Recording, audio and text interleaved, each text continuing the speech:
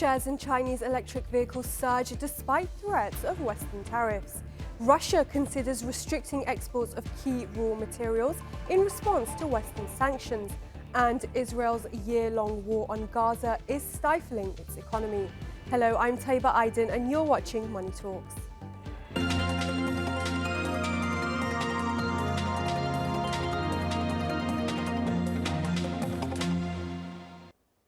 Chinese EV shares continued their upward trend. Car maker stocks have surged despite a proposed US ban, driven by a broad market rally fueled by Beijing's recent policy easing. BYD, a leader in China's new energy vehicle market, is currently experiencing a strong rally, surging around 5.9%. Hong Kong-listed Nio climbed 2.3%, while shares of Lio Auto rose 0.86%. Geely jumped 6.64% and Leapmotor gained 4.83%, reflecting the bullish trend in the EV sector. This surge in Chinese EV stocks comes just days before the Biden administration's new rule comes into effect. The measure will ban vehicles equipped with communication or automated driving systems linked to China or Russia. Aimed at reducing national security risks, the rule targets technologies like Bluetooth, GPS and Wi-Fi, with a particular focus on data collection capabilities, which the US fears could be exploited by foreign adversaries. Despite the ban, its immediate impact on Chinese car makers remains limited. Export volumes to the US are relatively small for Chinese car makers, and many Chinese parts manufacturers have already shifted production to regions like South America. This allows them to continue supplying the US market under trade agreements and bypass tariffs.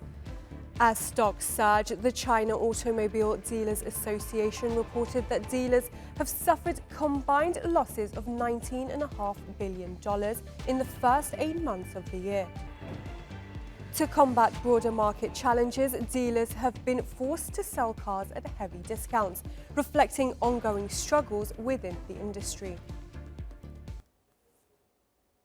Let's get more on this now with Nick Gibbs from Automotive News Europe. He joins us live from London. Nick, thanks for joining us. Now, how will a potential US ban on Chinese auto parts affect automakers given the current market? On cars, it's probably not going to have an immediate effect on them because they aren't really importing to China, to the US anyway. Obviously, everybody has an idea of going into the US. It's one of the world's biggest markets, obviously, and it's very lucrative. But it's very difficult to crack for new entrants. Obviously, it doesn't help if you've got 100% tariff, but it was always going to be very difficult. So I don't think they were banking on US. Now, with China's recent policy easing and financial support from the central bank, how do you expect this will impact the growth and recovery of the Chinese auto industry, especially after significant dealer losses this year? Well, I think it is going to be tough because the Chinese auto industry and the growth of new car sales, particularly higher end cars, have been predicated on the real estate market being strong. That's no longer strong. So obviously the Chinese government has stepped in and supported the car makers, so they can expect a bit of relief. But ultimately, the biggest problem affecting the Chinese car industry is overcapacity and the vicious price war.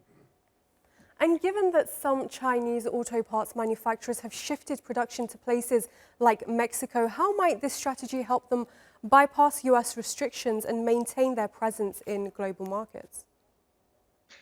Well, I think that's a good strategy for those car makers who feel that they've got a good chance of succeeding in the US. I mean, for example, Polestar is making cars in the US and also has a factory in South Korea, from which it can ship to the US. So, they found a way to get past it. But I mean, Europe is the big prize for the Chinese car makers, and they're currently in deep discussion with the European authorities onto how the tariffs that the European Union want to apply to Chinese EVs and what the final numbers they're going to look like. So that's going to be the biggest thing they're going to be focusing on right now. And just how significant are these tariffs from the European Union? Well, they're a bit more nuanced than the American ones. The Americans and Canadians have just slapped 100% tariffs on all Chinese EVs, but the European Union has drilled down into each company, or rather 3 specific companies, and then sort of worked out a fee based on what they think the amount of subsidies these companies are getting, and how that might be sort of overcome with an appropriate tariff. Those tariffs haven't been finalized yet. We've got until October the 30th. The Chinese automakers are trying to hit back by saying, we can apply minimum prices to our cars. Therefore, we won't be a threat to your car industry, which is what many car makers in the European Union fear. So it remains to be seen. But ultimately, they're not as bad as the US. No one is going to be subject to a tariff of greater than 50%. All right, Nick Gibbs, we will have to leave it there. Thank you very much for joining us. Thank you. While there's good news for the Chinese car makers, the same can't be said for Germany's Volkswagen. Thousands of workers have gathered in Hanover to protest against its cost-cutting plans, which may include factory closures and layoffs. The potential cuts mark a major shift for the German carmaker and could also end a long-standing job protection pledge, as Pinar Nishasta explains. Thousands of people in Hanover make their voices heard following Volkswagen's drastic cost-cutting program. Dear colleagues, there are considerably more than 3,000 of us here, and this will only be the beginning. If the management does not finally set its sights right and get back on the path of reason, dear colleagues. The German car group has announced it may close its factories in the country for the first time in its 87-year history. Thousands of jobs could now be on the line, along with a 3-decade-long protection agreement. Once seen as an engine of the German economic growth, Volkswagen is now at a crossroads. Unions warn that closing plants would be a historic mistake. So the mood ranges from anger to despair and resignation. It's all there. The company has previously announced factory closures in Belgium and China. It follows years of declining profits at its passenger car brand.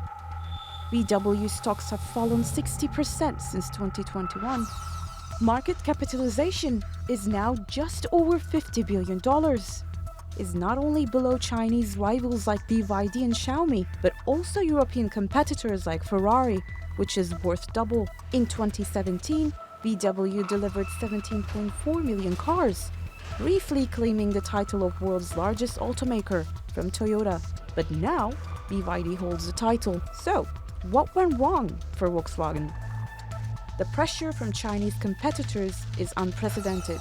They're not only beating VW in innovation, but also in market appeal. The slogan, "In China, for China," reflects growing preference for local manufacturers. Volkswagen has also been hit hard by the loss of the Russian market. After the war on Ukraine, public pressure and government policies made it impossible to continue operations there. The outlook across Europe isn't much brighter. Many countries are grappling with economic challenges, while Chinese automakers have made significant inroads into the European market. European tariffs on Chinese cars have also backfired. As the so-called people's car, Volkswagen relies heavily on its operations in China. Volkswagen does not belong to shareholders alone. Volkswagen also belongs to us. With its iconic cars, Volkswagen was once a symbol of freedom and an inspiration for numerous books and TV series like Mad Men. But the road ahead for the German automaker is now looking a lot more troubled. Pinar Nishasta, TRT World. Russian President Vladimir Putin has asked his government to consider limits on the export of precious metals in retaliation to Western sanctions. Many commodities, including strategically sensitive raw materials, aren't subject to major restrictions and continue to be shipped to Western markets. Dasha Chernyshova has more from Moscow. Almost 3 years after becoming the most sanctioned country in the world, Russia is now considering imposing sanctions of its own. Moscow says it may restrict the export of uranium, titanium and nickel, a move that would cause a global supply shortage and send prices rocketing. But it's something that could also backfire on Russia itself. But the very fact that there is a public debate on who would be impacted most is a clear sign that this has become a serious proposition. The entire legal framework in this sector, relevant decrees of the government, decisions of the federal executive authorities already clearly distinguishes the countries of the global majority with which we are working on a mutually beneficial basis and unfriendly states. Not only is Russia's Rosatom the world's leader in global uranium enrichment, nuclear fuel and technology, but VSMPO Avisma is a key supplier of aviation titanium to aircraft manufacturing giants such as Airbus. And Russia's Norilsk Nickel is the world's biggest producer of refined nickel. Market experts are well aware of the risks should Russia choose to restrict access to its precious metals. Here and now, an embargo will mean a decrease in export and therefore a decrease in federal budget. It will also put in question the existence of these industries, especially titanium. So far, there is nothing to replace the Western markets with, but there could be other types of sanctions. Perhaps it will be some kind of a deal like with gas. The Europeans have gas trading system through ruble settlements.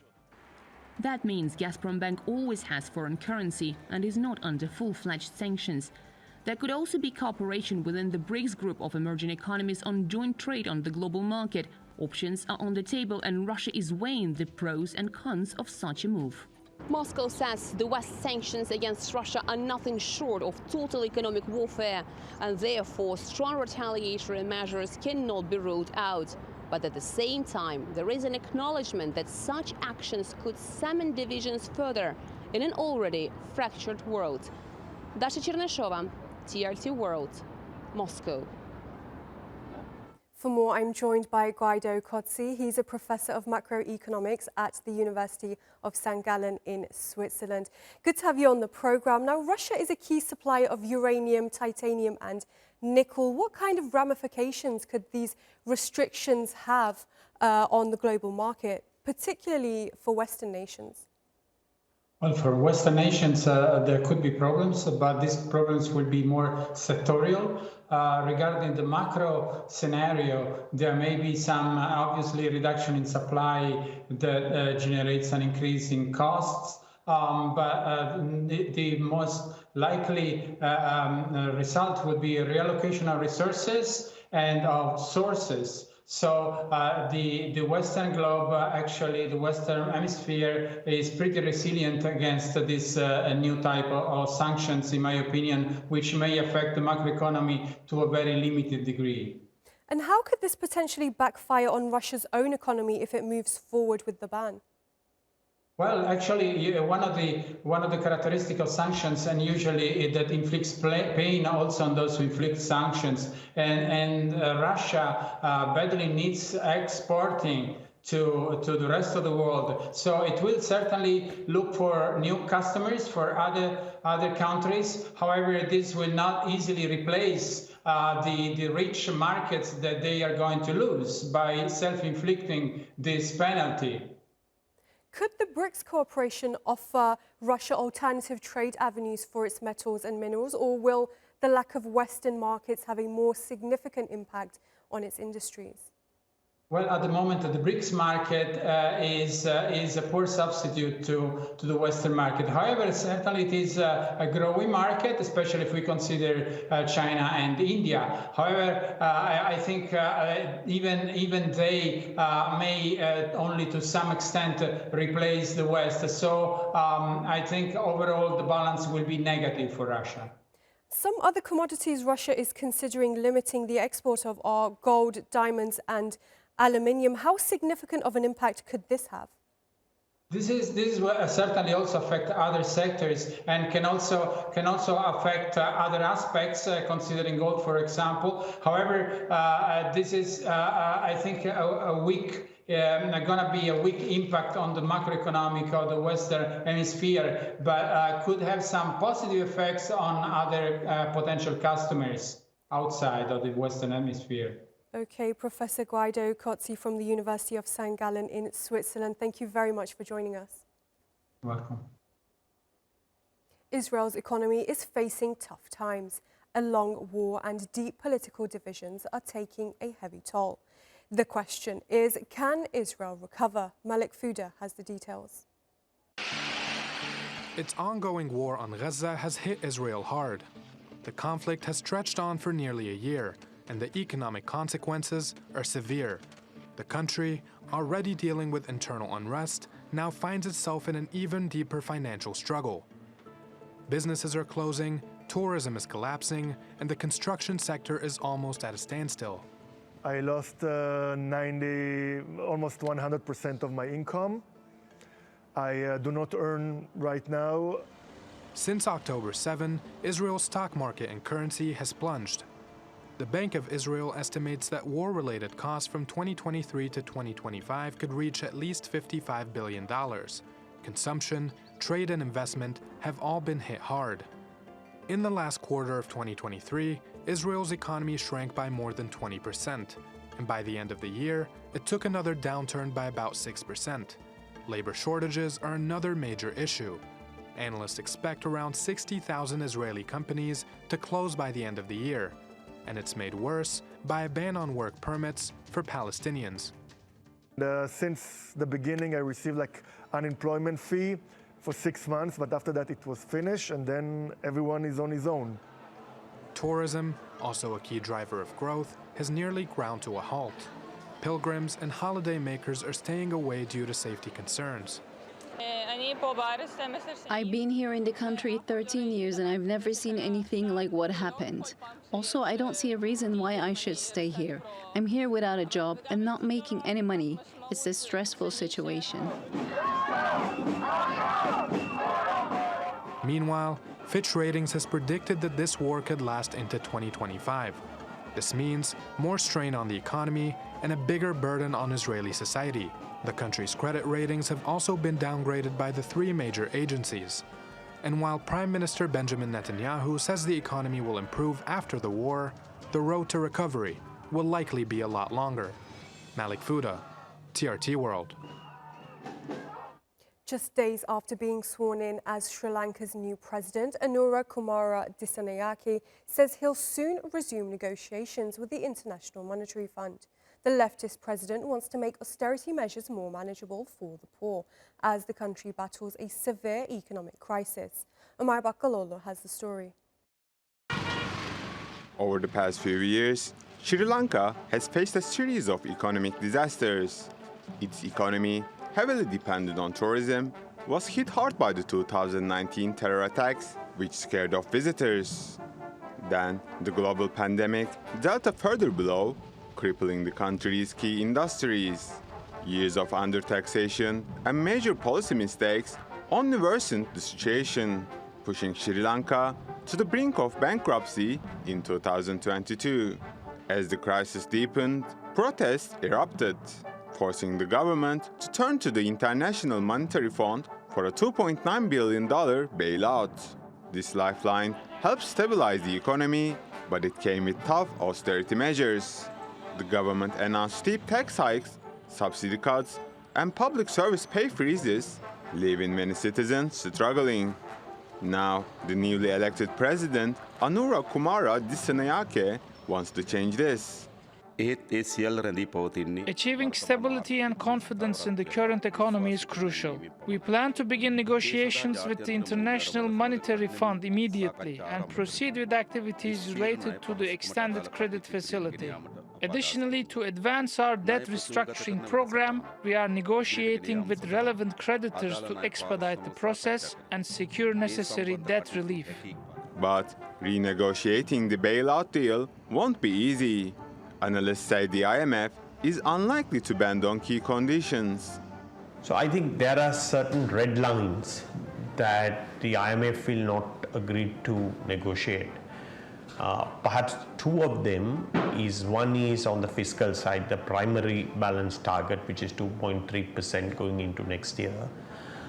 And the second one is that there cannot be any change to the central bank law, which makes the bank independent, where their primary mandate is price stability. As the newly formed government hopes to ease the burden on austerity, many Sri Lankans remain cautious. After years of political instability and unfulfilled promises, trust is in short supply. I'm not aligned to any party or ideology, and this time I voted for a new person to see if he can deliver on his promises. I wish for a change, however, I have very low hopes. We didn't see any change on the ground for the last 7-6 years. We can't be sure about the developments over the next 5 years, but we hope something good will happen. It would be good for us, or else we will see. Many citizens are still reeling from the effects on inflation, which hit a peak of 70% in 2022. Although the rupee has stabilized, real wages remain far below pre-crisis levels. So, while the new president offers some relief, the road ahead for Sri Lanka is far from easy. Ömer Bakoloğlu, TRT World. The International Monetary Fund has approved a new bailout package after Pakistan promised to undertake crucial policy reforms. The Executive Board of the IMF approved the unprecedented $7 billion loan. Kamran Yusuf reports from Islamabad. Pakistan will be hoping it has staved off economic collapse with a record $7 billion bailout from the International Monetary Fund. The Washington-based lender will disperse $7 billion over the next 37 months. It's the 25th bailout Pakistan has received since 1958. The IMF program is necessary at this stage because of our external account position. Our foreign exchange reserves, although they are stable, but they're still at around 2 months of import cover. We are stable, but we would like to see a stronger foreign exchange reserve position. And until we do that, I think the IMF program allows us to get comfort on the external front. Last week, the country's deputy finance minister told Parliament that Pakistan would require $100 billion to repay external loans in the next 4 years. It hopes the IMF bailout can take care of the external liabilities. But the new program carries tough conditions. These include ending subsidies and raising electricity and gas tariffs. In June, the IMF demanded the government imposed new taxes worth $6.7 billion. Pakistan is facing challenges, but let's pray that this is our last IMF program. As the Prime Minister has said, we won't go back to the IMF after this program. The new IMF program we have received will certainly increase difficulties for the nation. Obviously, when a country takes on loans, it has to pay interest, so the nation has to pay the price. Pakistan's economic meltdown over the past few years has been compounded by political instability. This is the country's third straight IMF loan program. Pakistan has shown some economic recovery in recent months. The rate of inflation has slowed. It was at a record 38% in May last year, but was down to 9.6% in August. The Asian Development Bank, meanwhile, in its latest report says Pakistan's GDP growth is projected to have recovered modestly to 2.4% and should grow further by 2.8% in next financial year. The Manila-based lender says the country's full economic recovery hinges on the implementation of policy reforms. While the new IMF program will bring macroeconomic stability, its stringent conditions mean that growth will remain sluggish. Kamran Yusuf, TRT World, Islamabad. And if you have any stories you'd like our reporters to look into or any questions for our experts, you can reach out to us on X at TRT Money Talks. Well, that's all from Money Talks for now. From me and the whole team here in Istanbul, thanks for watching.